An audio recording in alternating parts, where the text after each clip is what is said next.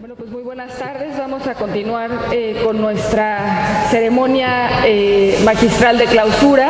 Me da muchísimo gusto darle la bienvenida al doctor Jorge Morales Barús, académico, pero además nuestro presidente municipal de Cuernavaca.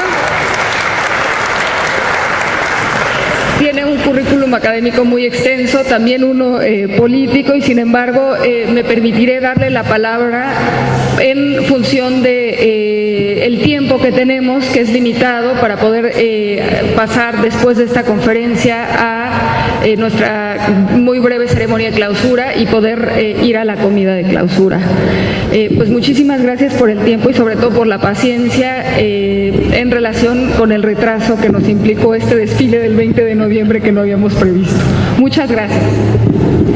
Muchas gracias, al contrario, para mí es un gran gusto el tener la oportunidad de saludarles y veo y me he enterado que ha sido todo un éxito este congreso, el 20º Encuentro Nacional sobre Desarrollo Regional en México, que la Asociación Mexicana de Ciencias para el Desarrollo Regional y también el CRIM han desarrollado, y nos da mucho gusto que haya sido en Cuernavaca, en nuestro estado, porque de esa manera necesariamente se tocaron temas relacionados con la capital de Morelos, con su zona metropolitana, y como lo escuchamos recientemente, también con importantes propuestas para el desarrollo de esta misma zona.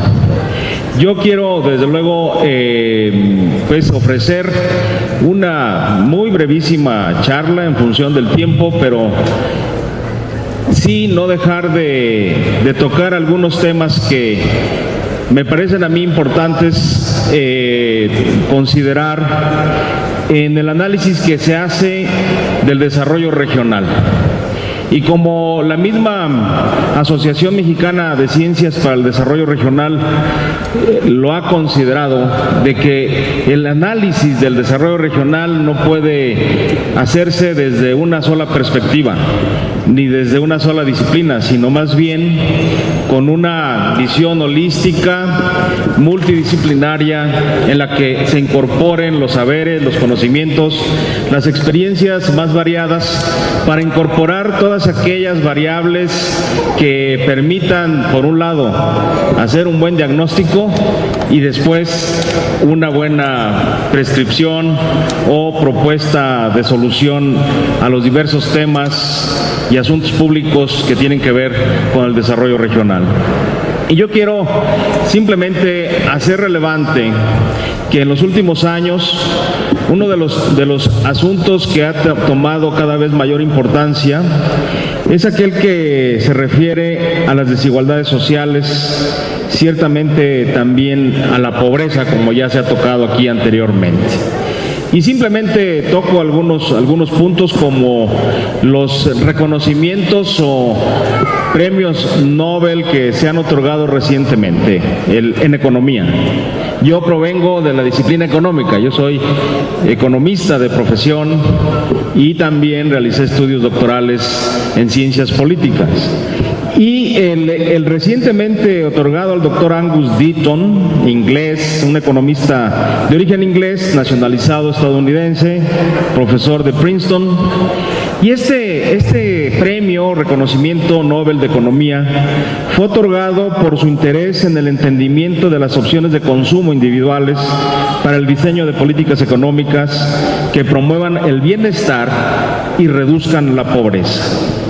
Y como ustedes bien saben, porque no se necesita ser economista ni tener estudios de economía para poder identificar esta situación de que normalmente del ingreso que perciben las personas y las familias, dedicamos una parte de ese ingreso al consumo y otra parte la dedicamos al ahorro, si es que el ingreso es suficiente.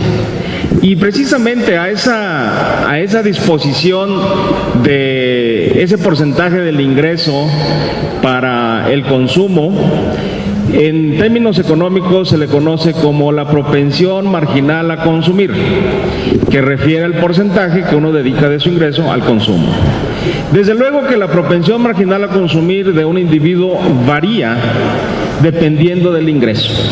Habrá quienes dediquen un 10% de su ingreso al consumo y habrá quienes no solamente se gasten todo su ingreso en el consumo, sino que incluso hasta quedan a deber. Es decir, hay un uso de crédito o de endeudamiento para poder atender las necesidades de la población. El planteamiento que yo traigo es de que precisamente el modelo económico en el que estamos inmersos, el capitalismo o la economía de mercado o la economía neoliberal, como está planteada hoy en día, ha sido una de los determinantes de que las desigualdades sociales y la pobreza se hayan incrementado en el tiempo. Cuando se dio este cambio de paradigma de una economía de bienestar a una economía de mercado, como lo vivimos en los años 80 en el caso de México, se nos planteó que el mercado podría resolver los desequilibrios que encontráramos en nuestra economía y que por lo tanto prácticamente el traer a cuento aquella mano invisible de la que hablaba Adam Smith en el siglo XVIII sería la solución a nuestros problemas. De lo que nos hemos dado cuenta y percatado es de que no se requiere una mano invisible para resolver y lograr los equilibrios, sino más bien una mano muy visible que tenga que, como tarea, resolver las inequidades y las desigualdades que enfrentamos en nuestra economía. O como incluso dicen los economistas neoliberales, la mano y la intervención del Estado para resolver las fallas del mercado. Fallas del mercado que se localizan en tres aspectos. Uno es la mala distribución del ingreso. Dos son las externalidades negativas. Y tres, la existencia de monopolios. La existencia de monopolios siempre va a traer como consecuencia que los costos de producción por unidad sean mucho más altos de los que podrían existir bajo condiciones de competencia perfecta o incluso de una competencia monopolística en la que existiera más empresas productoras de bienes y servicios. La mala distribución del ingreso es consecuencia del modelo económico en el que estamos inmersos, que considera o que presume o que establece como supuestos de que prácticamente todos los individuos somos iguales. Así como en el mercado de competencia perfecta, que dice que el producto es homogéneo, pareciera que la economía entonces, la economía de mercado, considera que todos somos iguales. Y la verdad es que no todos somos iguales.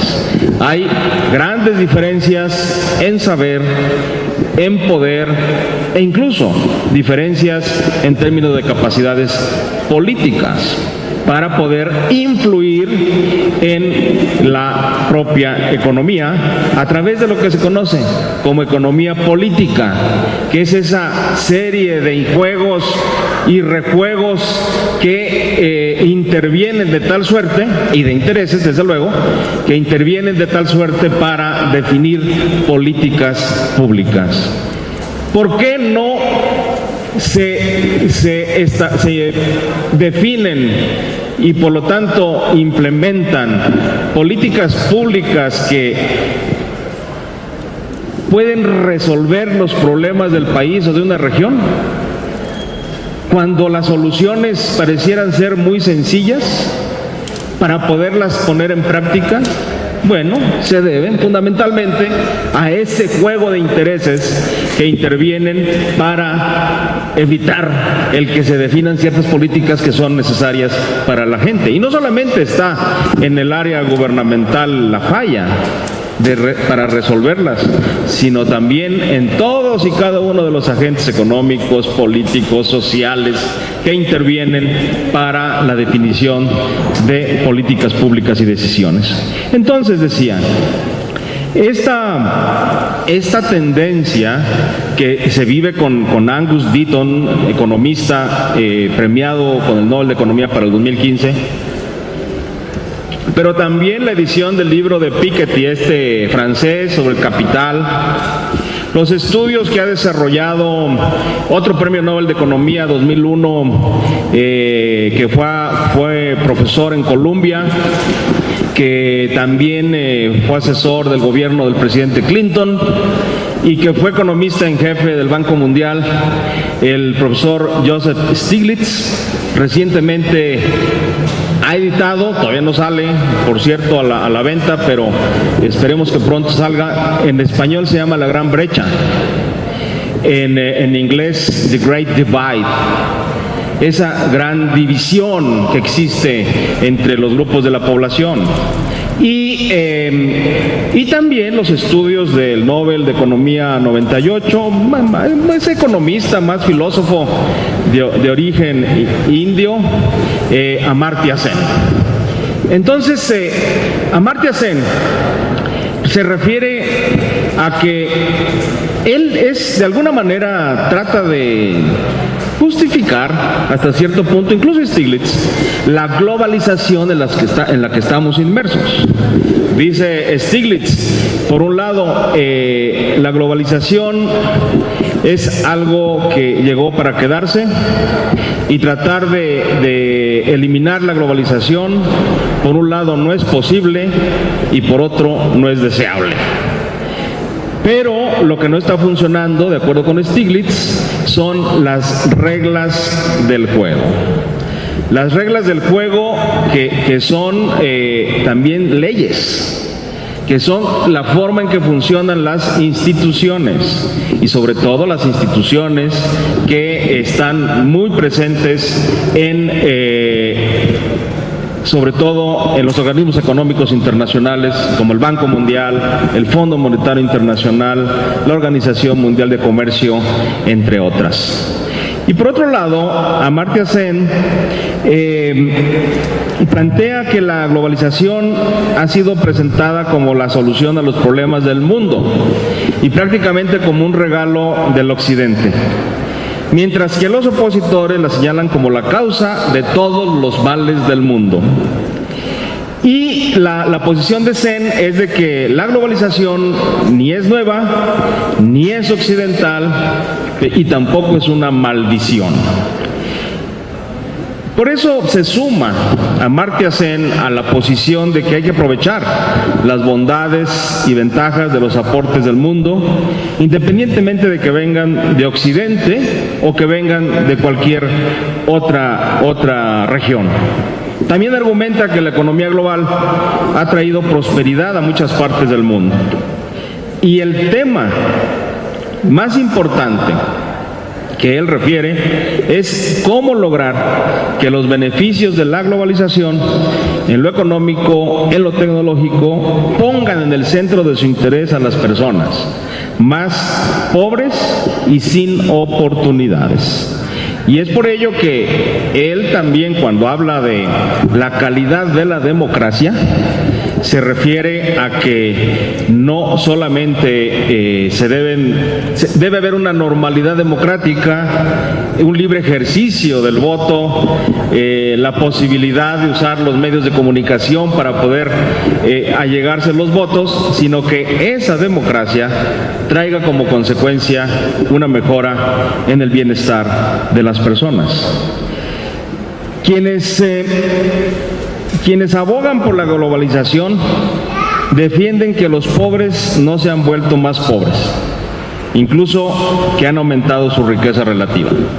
Y la defienden en el sentido de que el establecimiento, por ejemplo, de una empresa transnacional en una ciudad como la nuestra trajo como consecuencia que esas personas que ahora trabajan en esa transnacional cuenten con seguridad social, cuenten con un empleo seguro, y también que pues tengan mayores ventajas al estar incorporados. Ese es el planteamiento de aquellos que están a favor de esto. Sin embargo, eso no es lo importante. Lo relevante es revisar la equidad con la que los beneficios son distribuidos. Y este es el planteamiento, me parece, más relevante que existe hoy por hoy para tratar estos temas. Si realmente la prosperidad que estamos observando, el crecimiento económico que estamos viviendo, insuficiente desde luego, en el caso de nuestro país, pero a la luz de lo que está sucediendo en América Latina, o incluso en países como Brasil particularmente, pues pareciera que a México no le está yendo tan mal. Sin embargo, cuando se mide en términos muy generales el crecimiento o las estadísticas en términos de ingresos per cápita, es cuando desde luego caemos en engaños. Porque hay algunos grupos de la población que están creciendo mucho más sus ingresos que el resto de la población.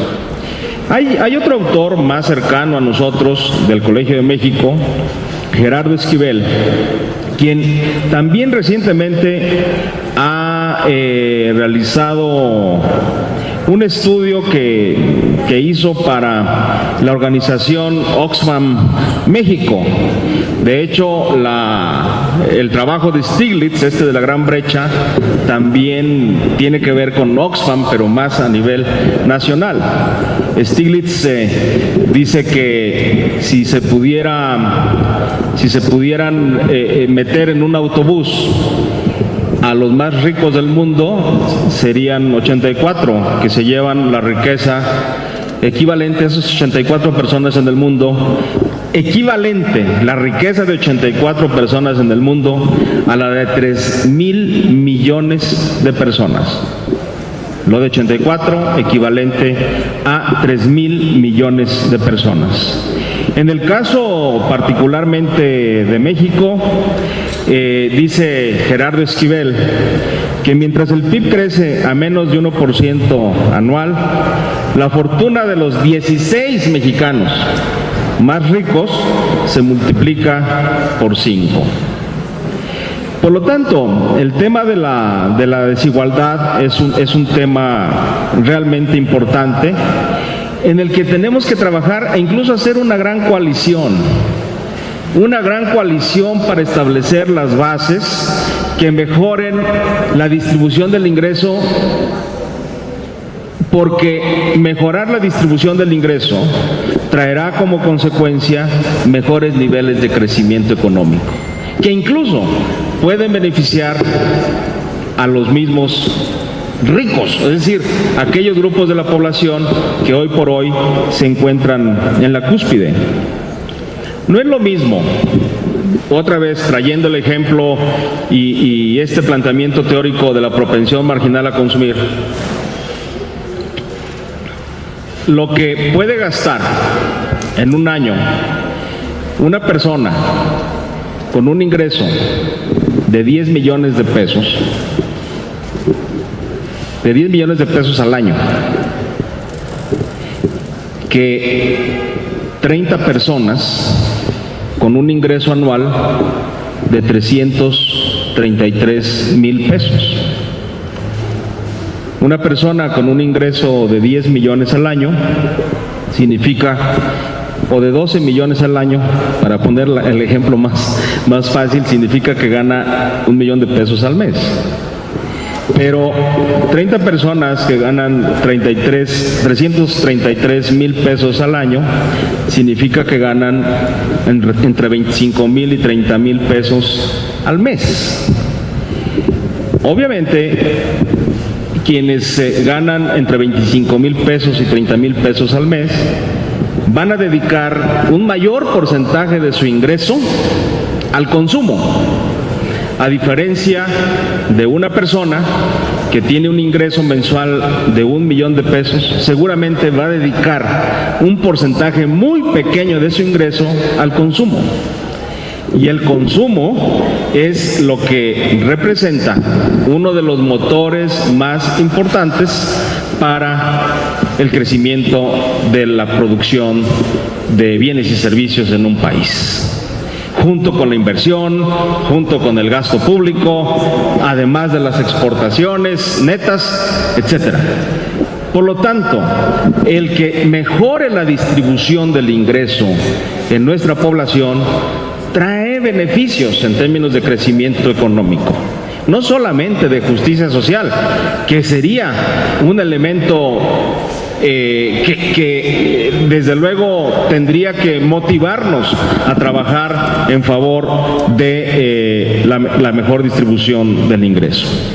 Por eso yo creo que uno de los puntos o de los asuntos que tenemos que tomar en cuenta para poder hacer efectiva pues esta aspiración, que no solamente decía tiene implicaciones de justicia social, sino también sólidos fundamentos económicos que pueden hacer crecer más la economía, no solamente de una región o de una ciudad, sino de un país y podríamos decir que hasta del mundo. O sea, podríamos propiciar mejores condiciones para la economía mundial si se mejora la distribución del ingreso, se reducen las desigualdades sociales y consecuentemente la pobreza. Y me parece que como alternativas o soluciones para este tema y resolver el tema de desigualdad es tener un Estado social. Un Estado social que garantice el acceso a los servicios básicos vitales bajo un enfoque de derechos, ciertamente. Una política fiscal también progresiva, es decir, que paguen más aquellos que más ganan, que no se privilegien o que no se mantengan ciertos paraísos fiscales, que lo único que provocan es acrecentar esa brecha de la que habla Joseph Stiglitz, no solamente en países como el nuestro, en México, sino incluso como el mismo Estados Unidos o como lo ocurre en el mundo. Y al existir una política fiscal progresiva, también se puede generar una distribución más justa. Una focalización también del gasto en educación, en salud, en servicios básicos, en infraestructura para las escuelas.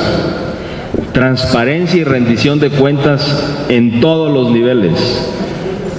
El que los ciudadanos tengamos acceso a la información y sepamos realmente en qué se está haciendo con los recursos con los que contribuimos a través de nuestros impuestos, en esa medida seguramente ese ingreso o esos ingresos serían mejor gastados.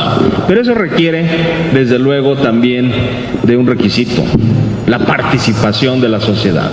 El que la sociedad no esté alejada de los asuntos públicos y que incluso cambie su forma de pensar acerca de la política. Porque la política en sí misma no es algo negativo. Se ha hecho negativo. Se ha hecho negativo por las acciones de muchos políticos, ciertamente. Pero la política en sí mismo tiene que ver con el ejercicio del poder. Y claro, una buena política tendría que ser aquella que en el ejercicio del poder beneficie a la gente. Romper monopolios de poder, tanto en lo político, en lo económico, en lo sindical y otros monopolios más que existen y que se constituyen en importantísimos agentes de poder fáctico que impiden precisamente en muchos casos la solución que puede ser evidente y clara ante los ojos de todo mundo, pero que debido a estos poderes fácticos monopólicos, políticos, económicos, sindicales, también no dejan tomar las decisiones. Políticas públicas y decisiones legislativas orientadas a reducir la desigualdad económica, social y políticas que hoy México padece. Un compromiso de las universidades y también de asociaciones como esta, de centros de investigación para los temas relacionados con la desigualdad y con la pobreza. Y finalmente, lo que decía hace un momento, crear una gran coalición a favor de los más necesitados, no solamente por razones económicas, sino también por razones éticas, políticas y sociales. Déjenme decirles que cuando yo tuve la oportunidad de ser secretario de Agricultura en este estado, se acercó una persona, un mexiquense, de familia de prosapia, con participación importante en aspectos económicos, y deseaba él que promoviéramos la cría de borregos y de ovejas lecheras para que se produjera queso y ese queso sirviera para las familias. Y él se refería que esta propuesta la hacía más por amor, por solidaridad, por temas de justicia, pero también hizo referencia a que deberíamos de hacer esto también por temor. Por temor a que ante la grave desigualdad, ante los altos porcentajes de pobreza y pobreza extrema que viven en nuestro país, pudiera eso significarse como el aliciente para revueltas sociales que como las que se viven en algunos países, y que desde luego no lo deseamos ni para México, ni para Morelos, ni para la región o microrregión en la que vivimos.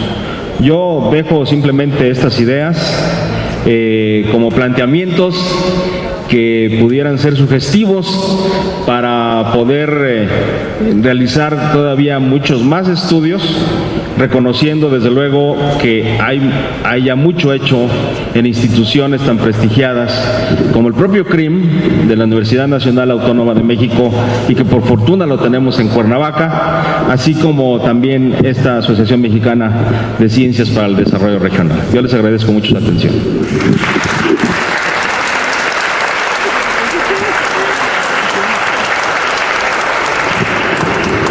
Agradecemos esta brillante conferencia del doctor Jorge Morales Barúd, y me permito abrir el micrófono muy brevemente para preguntas y respuestas. Recogemos una ronda y regresamos entonces el micrófono a nuestro ponente magistral.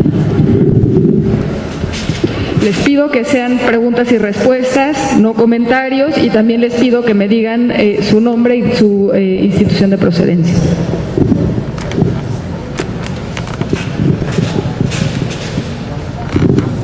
Mi nombre es Adolfo Sánchez, miembro de la MESIDER, investigador en la UNAM. Muchas gracias por la presentación. Nos da mucho gusto ver a un funcionario público con esa calidad de interpretación, de análisis teórico en temas vigentes actuales. Una pregunta en el sentido de ¿qué se puede hacer en el caso de Morelos, en particular Cuernavaca, en el tema ambiental, considerando la necesaria vinculación entre estas dimensiones, Estado, mercado, sociedad civil, para resolver problemas graves que ya la doctora Úrsula nos hizo una presentación, y vemos riesgos muy serios, siempre pensando en el bienestar de la población? Muchas gracias.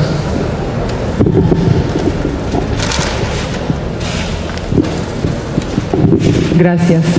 Mi nombre es Carla Narciso, yo soy investigadora también de la UNAM, del CIAUP. Mi pregunta va un poco en el sentido de lo que le acaban de comentar. Qué interesante, ¿no?, que hay alguien aquí de la función pública con ese conocimiento teórico, ¿no?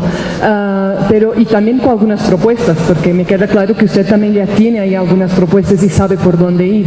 Entonces mi pregunta va, si usted nos podría simplificar con algunos ejemplos de Cuernavaca, considerando que usted todavía ejerce como alcalde, ¿cuáles han sido sus propuestas en este sentido, ¿no?, y cómo se están haciendo visibles esas mismas propuestas? ¿Sí? Gracias.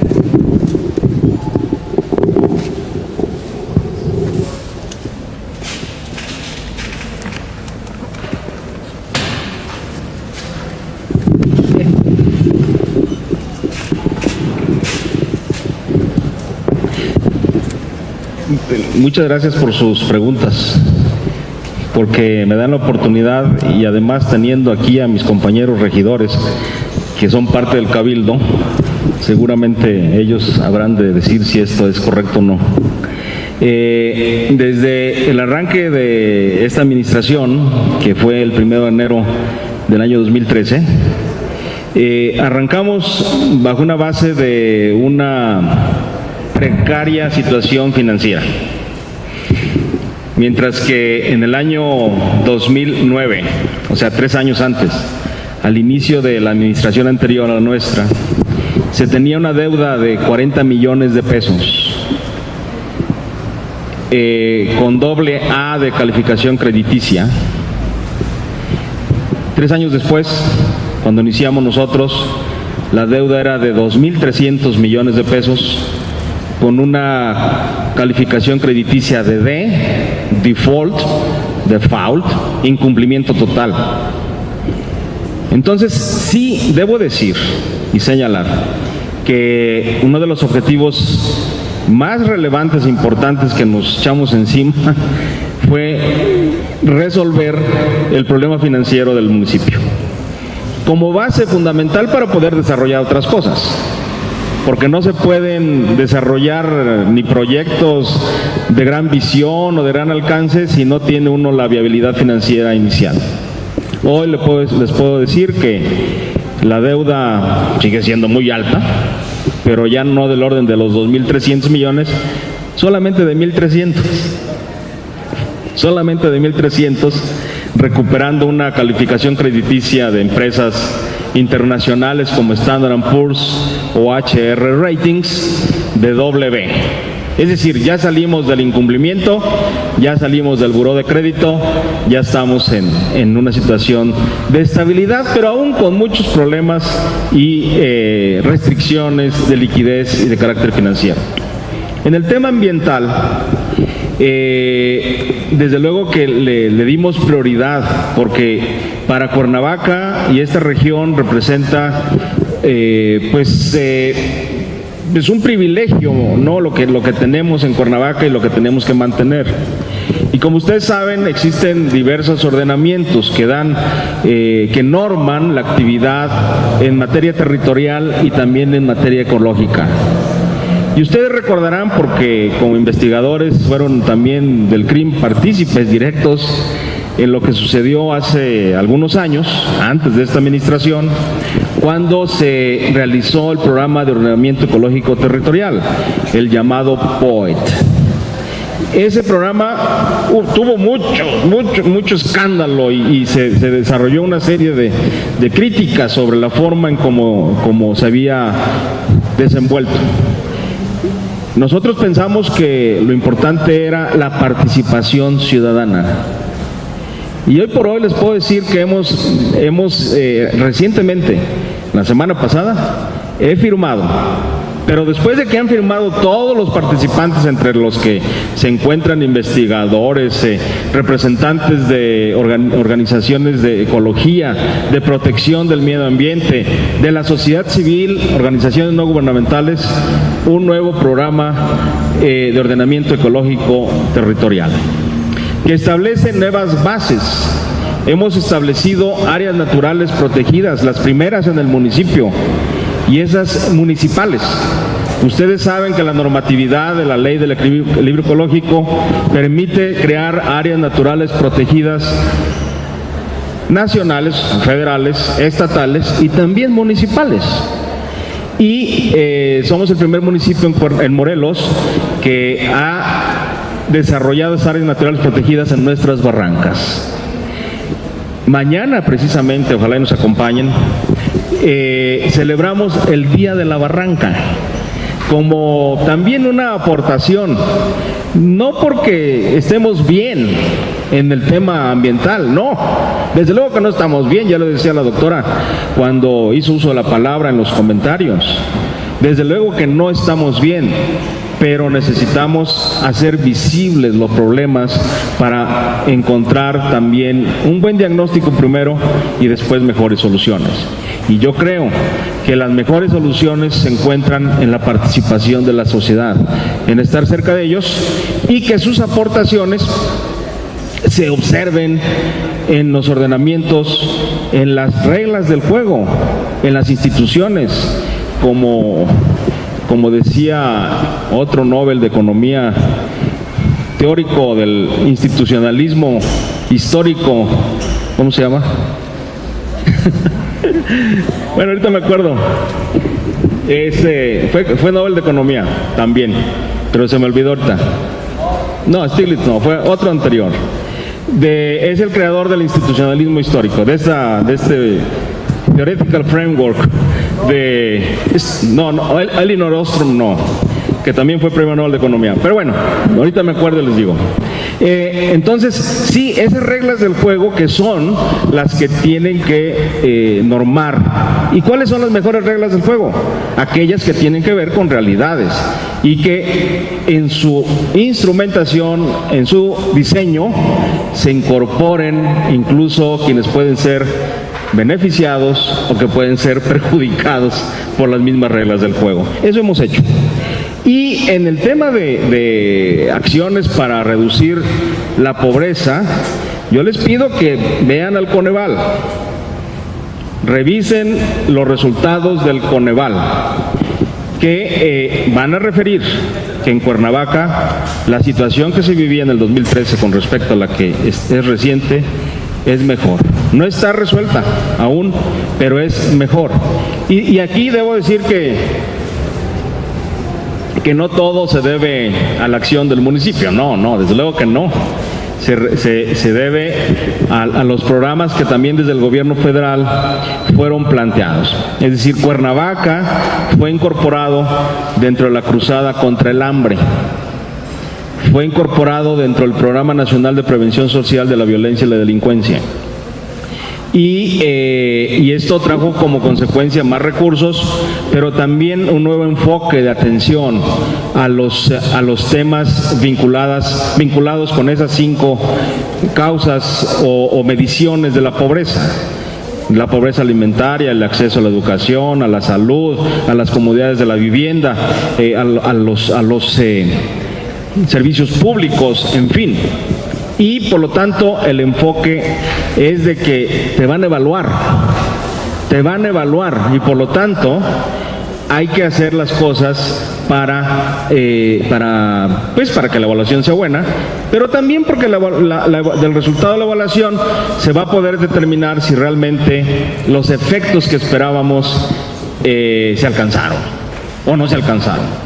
Y satisfactoriamente puedo decir que con la combinación de recursos federales, con la participación del Estado, pero con la acción fundamentalmente del municipio, podemos entregar mejores cuentas en temas sociales que los que había al inicio de esta administración. Yo creo mucho en la participación ciudadana, creo mucho en que, sobre todo en temas del municipio que tienen que ver con asuntos que trascienden incluso ideologías, hombre, no podemos someter a temas ideológicos el hecho de que el dotar o no de agua, el que haya un foco o no haya un foco, que haya calles pavimentadas, que haya drenajes, que haya mercados, rastros y panteones. Esto tiene que darse y por lo tanto en el ámbito municipal me parece que la acción de la vinculación con la sociedad es fundamental. Ya la doctora Serrano Osval me ha prestado aquí quienes han sido los premios Nobel de Economía para poder salir de esa duda. Con respecto a quién fue Douglass North. Fue Douglass North, el teórico del institucionalismo clásico, que habla precisamente de la importancia de las instituciones y las reglas del juego. Y yo creo que lo fundamental está en las reglas del juego. Y romper para eso, para establecer mejores reglas del juego, tenemos que romper con monopolios que buscan nada más satisfacer sus intereses, por muy legítimos que estos sean, pero en la medida en que hagamos evidente que el bienestar general incluso puede ayudar al bienestar particular de ciertos grupos de la población, creo que estaremos del otro lado y viviremos en un mundo mejor. Muchas gracias.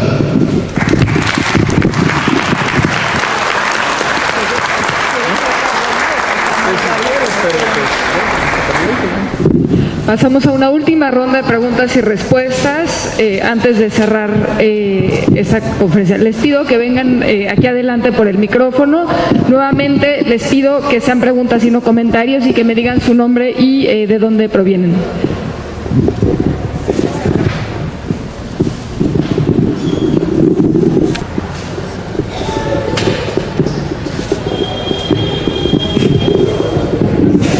Muy buenas tardes, soy Arturo Maldonado, vengo de la Universidad de Guerrero, radico en Acapulco, soy egresado del doctorado en Ciencias Ambientales.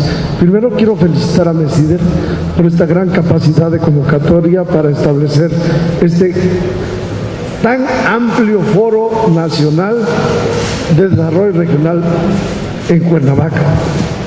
Segundo, quiero felicitar al señor alcalde porque por lo menos es de las primeras personas públicas que viene a un foro de esta naturaleza, expone y da su punto de vista. Yo lo quiero felicitar, señor alcalde, porque no hemos encontrado esa respuesta y esa es la primera manera de entrarle a la gobernanza.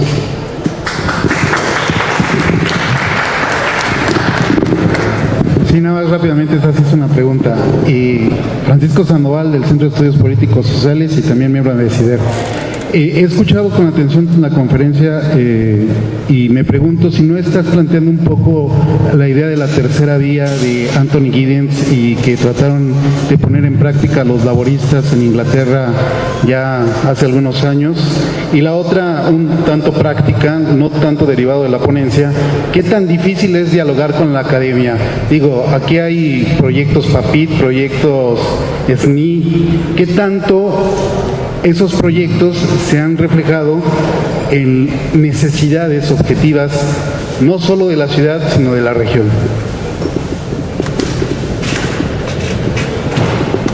Gracias. Con estas preguntas cerramos la ronda.